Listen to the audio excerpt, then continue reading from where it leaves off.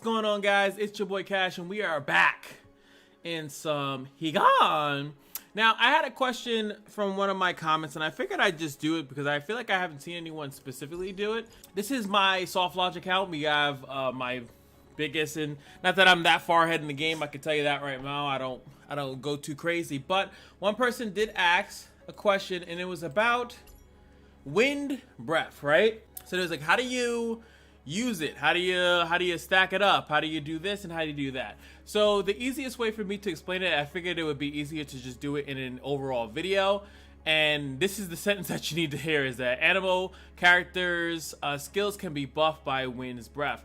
So what you need to do is to pretty much go to each green character, and it's probably a hassle to do this, but you go to each green character, go by element, animu, and you see exactly how they go. Now, I wanted to wait to do this video because I wanted to wait and see exactly if they were going to add what new character they're going to add, so I could just add that in. But it seems as though the next character is going to be blue, so maybe I'll do the encroaching cold video a little bit later. But let's go over each character that has a wind breath passive, and see how you could possibly make the most optimal wind breath team by people that generate it and then people that utilize it, because not every character does either or. So let's get into it. Oh, by the way, I'm gonna kind of exclude the awakening skills because obviously not everyone's gonna have a bunch of different things. Like, for example, Fowlet here on her S, is it this one? No, I think it's the phase 4 here.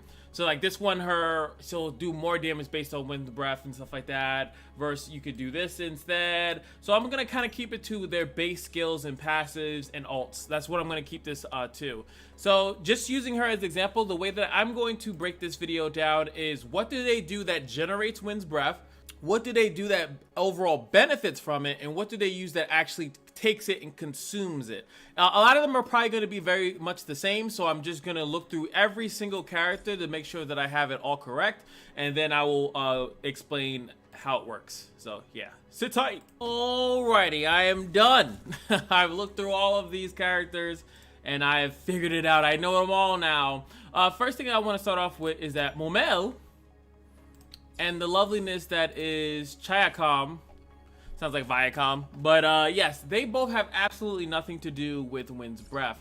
They can house it, as if some of these other people that generate it will give it to animal characters, so technically they can house it, but they don't use it, nor do they generate it, and nor do they have any skills that utilize it in general. So I want to go off of any character that I've seen, and I feel like one of the two characters that you really have to pay attention to is going to be Nuno, and then it's going to be Motetsju, sorry. Those two are the characters that, in my personal opinion, are the best generators, because they generate not only for themselves, they also generate for the other as well. So let me start off with Nuno. Now, she actually gains 1 with her passive, right? So she gains it for herself when she enters battle, which is nice, and then every 6 seconds she does some healing. Cool. Now, the problem here is that she does use 1 when she uses her sway dance, or if you have the other one, the tinkling bell, she'll also use 2 if you have it, which she definitely needs it from somewhere else. So she won't be utilizing those too much because she needs it here from her ultimate. And then that's where it's crazy, because as you see, she gains 2 stacks of, and also gives 2 stacks of wind's breath. So she, on her ultimate, is giving 2 stacks of wind's breath to everybody on the team. So that's pretty cool, right?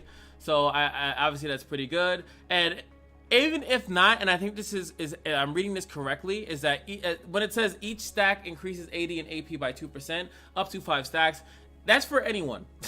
So even if you have it, like I've actually noticed on my team, like I start doing a crazy amounts of damage on my assassins and stuff like that, because this works on them as well too. Only is the animal character's skills can be buffed by the wind's breath. Some of them have additional effects that do it, which I will go through in a little bit. Right now I'm just talking about generators, people that generate it for the love skis, right? That just kind of give it out freely. The other one that generates it pretty good is actually Motetsju, and I actually really want her. She also has pets yet because she throws birds. So she's one of the more unique ways of doing it. Her passive states that she has a crazy amount of attack speed, right? And she gains 1 wind's breath every 4 basic attacks. So you want to give her a ton of attack speed, because once she has at least 5 stacks, she starts giving wind's breath to other allies.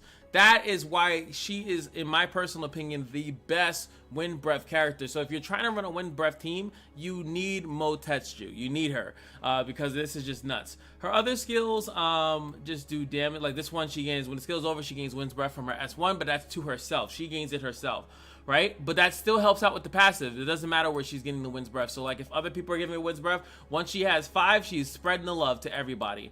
And then you have not Fury Explosion. This one actually consumes one. And then you have the ult, which is insane because if you read it, she summons 4 parrots, right, over her head, reducing the card's cost, whatever. So the parrots do some things. They do great things, right? But what's most important is that within 7 seconds, the parrots can also apply. Okay, sorry, I thought it was they reduce AD and AP over all day, all right? But every time a parrot flies away, she gets 1 stack of wind's breath, which is going to just give you a ton of wind's breath. So if you are aiming to do a wind's breath team, you need her. That is just the thing. There are no other characters from what I read, especially if we're excluding Awakenings, and trust me, I looked through kind of most of the Awakenings. There's no character that is giving out as much wind's breath as Mo. Let's just call her Mo. She's the one that's doing it the best. Now, there are other characters that do it, but the majority of them, outside of one other character that I've named, I said Nuno, Mutetsu, the only other character that I saw that actually gives AoE and gives other people is going to be Clar's S2, which is a chance. Also, her divination has a 24 to 26% chance to grant animal characters specifically, a stack of wind's breath. So one is a chance, and this one is not as flexible as giving wind's breath to literally anybody, right? So like I said, sometimes it's really good to have characters that will just sit there. Maybe they're not going to utilize it because some of these characters do use it, and I'm going to actually use Clara as a secondary example here because she actually does something that you really have to pay attention to. Now, Clara, as it says on her ultimate, she takes all of her own wind's breath, right? So you have to be careful with that. And it says each stack of wind's breath consumed increases that damage by 5. Now, I looked through all those characters as well, and there are a lot of them that's kind of what their stuff does. So let's go over to... Actually, no. I want to go to Fowlet first. Because she, again, has another ultimate. So look. She, the thing, all stacks of wind's breath on Fowlet will be consumed. Each one consumed reduces her passive skill. And her passive gives her wind, so she has a cool way, she's really good with wind's breath as well too. Now I want to go to Codier because I want you to pay attention. You got to be careful because she is basically outside of Nuno, right? She's the other healer. So either you run Nuno, who to me does it way better, or you run into this problem, which I probably did this by accident, not even knowing it. Now, Codier plays the Hymn of the Blessed Allies, consuming all stacks of wind's breath. It does not say on her all stacks. This is very problematic. So actually, I would almost say, if you're running a wind's breath team, you basically can't use her. You need, you can't have her out there. Now, is the heal fat? Absolutely, that's a fat heal. 20% per, each stack consumed grants a bonus healing effect, 20% of her AP. Fantastic. She doesn't have any attacks though. This is just all healing. This one, cleanse, right? Gives herself 1 stack. Cleanses crowd control effects on everyone and increases their armor. Sounds good and all, but yeah, you just have to be careful with that. She actually has a really cool effect though that if you are manually using her, she's not bad because when you have 2 or more stacks on her, she heals everyone within a 4-meter radius every 3 seconds, which is kind of nuts. So obviously using the ult is like a big pulse, right? You're just like, oh, we need to heal up everybody like crazy. But outside of that, she will keep people healed over time. So if you don't have Nuno, then maybe you can use her, but just keep in mind of who's utilizing who's using the wind's breath versus who's actually consuming them. There are a lot of characters that actually just benefit off of wind's breath. Like I go back to Fowlet real quick. Each stack of wind's breath on Fowlet increases this damage by 15. Does not use the wind's breath at all, just counts how much are there. Now also keep in mind, I think I should have mentioned this before, is that you can only have 5 stacks. Up to 5 stacks of wind breath, so there is a somewhat cap to it.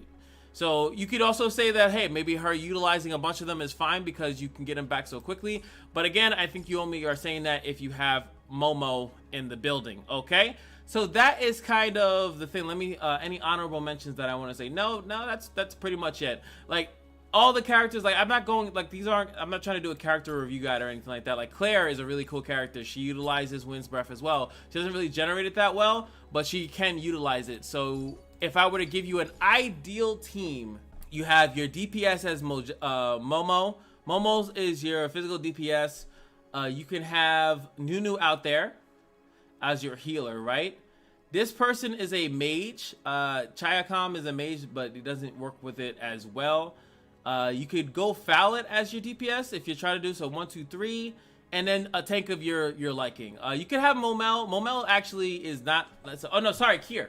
I'm so bad. Kier is your frontline DPS, and then you can have these three kind of sitting in the back while Kier kind of tanks up everything. If you want, you can still use Momel. Like, again, doesn't work necessarily with Wind's Breath, but she still does the work. She actually is a pretty decent card. She's a pretty decent unit, I should say.